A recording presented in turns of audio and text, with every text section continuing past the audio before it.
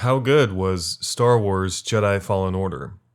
Star Wars Jedi Fallen Order came out around 3 years ago, and I wanted to see how it held up before the sequel comes out next year. So in Fallen Order, you play as Cal Kestis as he embarks on a 15 to 25 hour third-person linear action Souls-like adventure.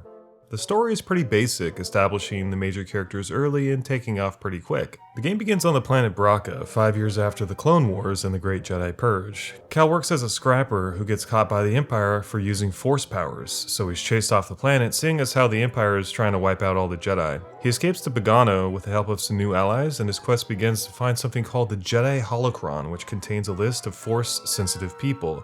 This could help restore the Jedi Order and help topple the Empire's grasp on the galaxy. It's a pretty exciting quest full of great characters, a very well-acted villain named Trilla who is always terrifying, and a mashup of gameplay from popular titles like Dark Souls and Tomb Raider. Honestly, the story isn't terribly epic and the range of material is fairly low, but it's a great vehicle for Cal and his small group of companions.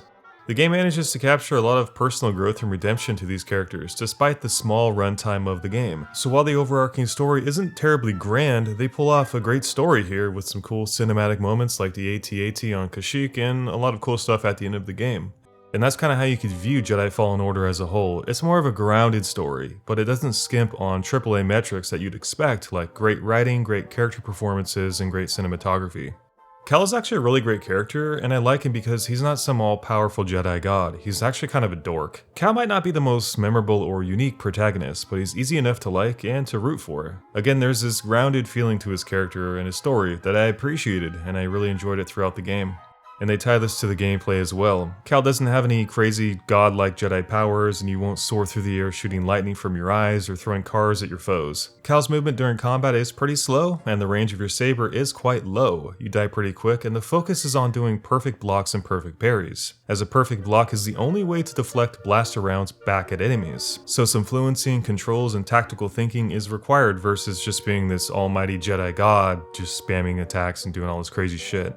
And that kind of bleeds into the challenge as well. Fallen Order is actually a pretty difficult game, yet it strikes a nice balance overall, letting you plow through big groups of stormtroopers with proper technique, yet still punishing your mistakes so that you can't just mash the crap out of the attack button. Fallen Order has a lot of great parts to it, such as how the game uses the Star Wars assets and universe. The world they made was quite beautiful and dreamy. It looks spectacular, the planets do, and the creatures are very creative, and the feedback of hitting stuff with the lightsaber is exactly how you'd want it. The music is very reminiscent of the universe too, very lovely stuff. All of your companions too are very well acted, and Cal himself has a lot of personality despite being a little bit naive sometimes. They also do a great job with the lore. The Inquisitor stuff is fleshed out nicely, and the vibe of feeling what it's like to be a Jedi survivor after the Order fell and there being basically no hope was done pretty well. The game does feel a little bit desolate at times though. Obviously, this is a survivor story of course. Beyond your companions, there's really no NPCs to speak of and really no city exploration, side questing, or anything like that. It's sort of expected, again because it's a survivor story, that the game's going to feel pretty barren as all hope is all but lost. But it would have been nice to have a couple NPC hubs or a cantina to visit to interact with other people. The game didn't really need to feel so empty in spite of its story.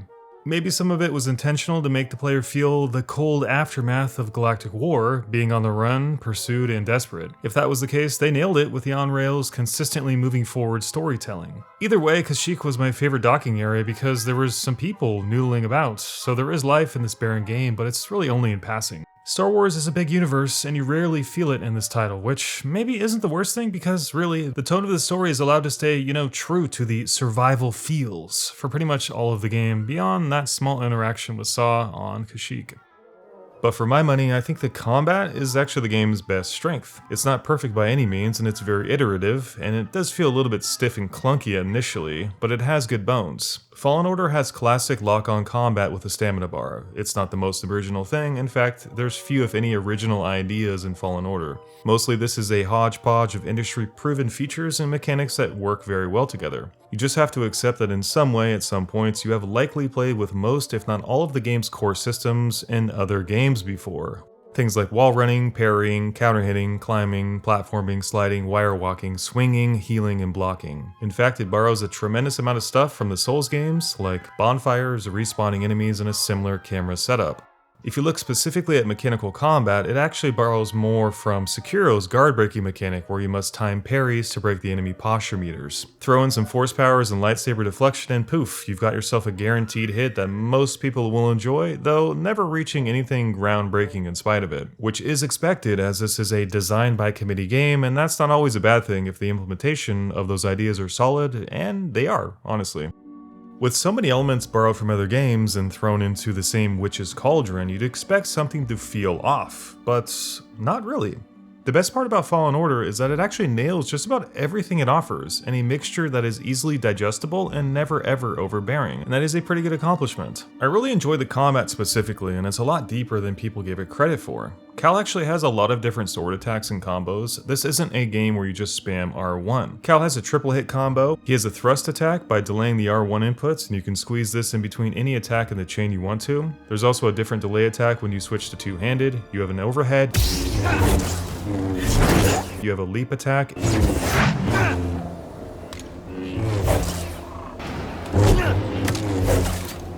A ground slam. Multiple weapon switching combos.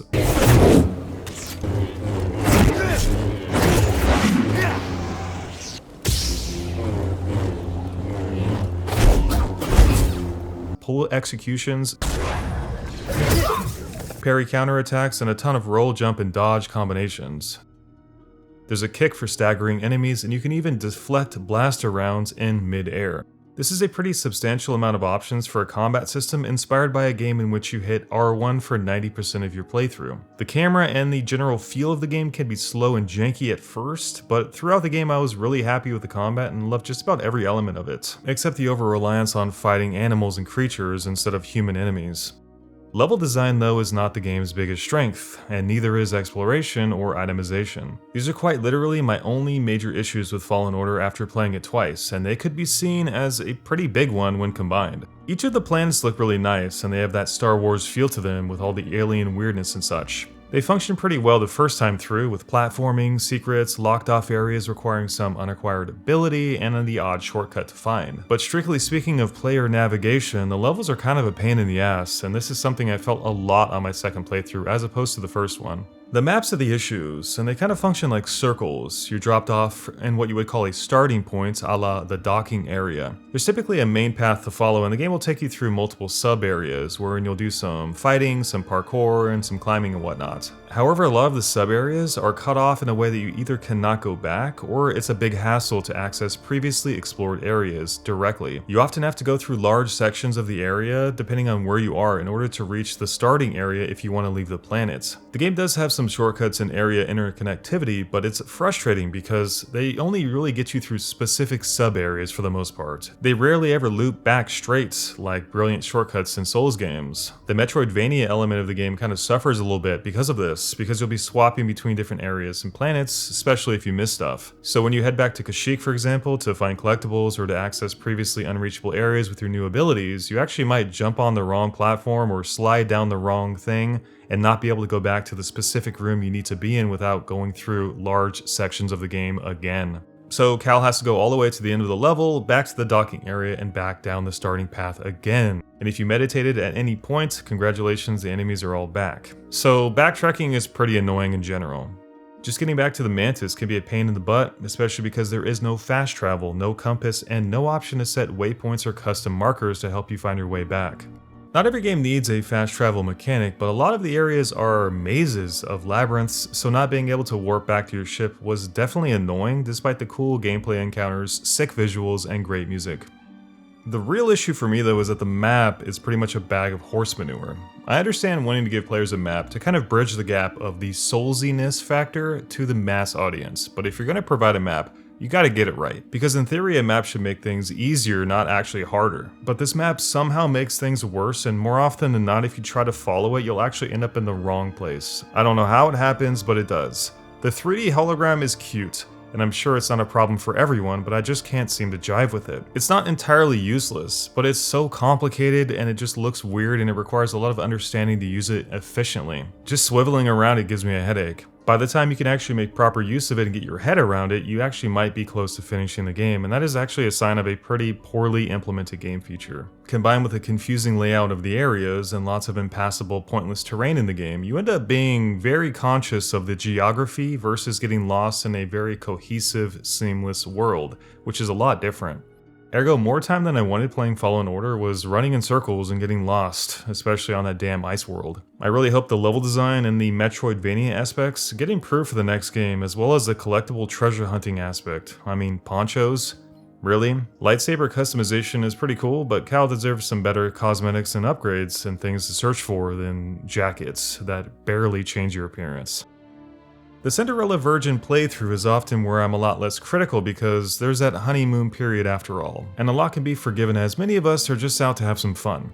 Playing the game multiple times though can make you more discerning because you might not be as patient as you know everything that's going to happen, you know how much stuff to collect, you know all the grinds, all the parts you don't like so much, and there's no surprise. So naturally, you get a little bit more nitpicky. I know I sure am. This is why you often see video essay retrospectives much more hair-splitting, and most of those videos end up way longer to open up that hypercritical discussion. I try and point this out in each of my videos when I can, as a little context can be the difference of understanding where someone is coming from or not. And the not so great level design is one of those elements that stands out as being much more discernible the second time around as you feel it so much more. There are some other annoyances I have with the game, like how boss fights are handled. In general, the boss fights of Fallen Order are pretty awesome with terrific set pieces, cool arenas, and interesting, albeit very familiar attack patterns. Context-wise, they're great, as the game spends a lot of time setting up enemy backstories and relationships, so they feel important, at least most of them. However, Quicktime events tarnish the fights. Yes, there's way too many Quicktime events, and though they may accentuate the theatrics, they get in the way of actually being in a boss fight. Cal spends a lot of time in phases waiting for his next Quicktime events wherein you just mash buttons or tap the right button at the right time. And in my eyes, Quicktime events are a thing of the past and should be left in the past. Boss fights should be a test of skill. You should have to apply what you have learned throughout the game, not just have a series of fragmented cutscenes. The game also doesn't have enough Jedi to Jedi fighting. A lot of the enemies in Fallen Order are bugs and animals, which oddly enough tank way more hits than normal enemies. Stormtroopers not dying in one hit is sort of a necessary evil with Fallen Order's grounded Souls-like style combat system. And I can sort of buy that since we don't want to use Inquisitor enemies too often, otherwise they'll lose their appeal and surprise factor. So Cal not being able to murder troopers in one hit is kind of a decent trade-off. However, I don't think a spider should take 6 swings of a deadly lightsaber to kill. Fallen Order is the Frankenstein of video games. A little bit of Metroidvania world design, a sprinkle of God of War's Quicktime events, a heavy dash of From Software combat and feature design, and some Tomb Raider platforming thrown in for good measure. Splash in Respawn's patented wall running mechanic and you've got yourself a nice melange of a game. It doesn't do any of those elements better than any of those games, but it does them well enough that I 100% enjoyed going back to this game and finishing it a second time around. Fallen Order doesn't aim for the stars, it aims for the middle ground, to an area where there would likely be no wrong, yet a place where the highs would never really get that high. It does so many elements really well, and it's a fun game. The only part they really got wrong was the level design as it pertains to backtracking, map design, and generally getting to and fro in an acceptable amount of time. The performance definitely could have been better. There are still some stuttering issues on PC with the engine, but if you're looking for a good Star Wars game to play, I would definitely recommend picking it up, especially since you can get it for hella cheap now. So yeah, how good was Star Wars Jedi Fallen Order? All things considered, pretty damn good.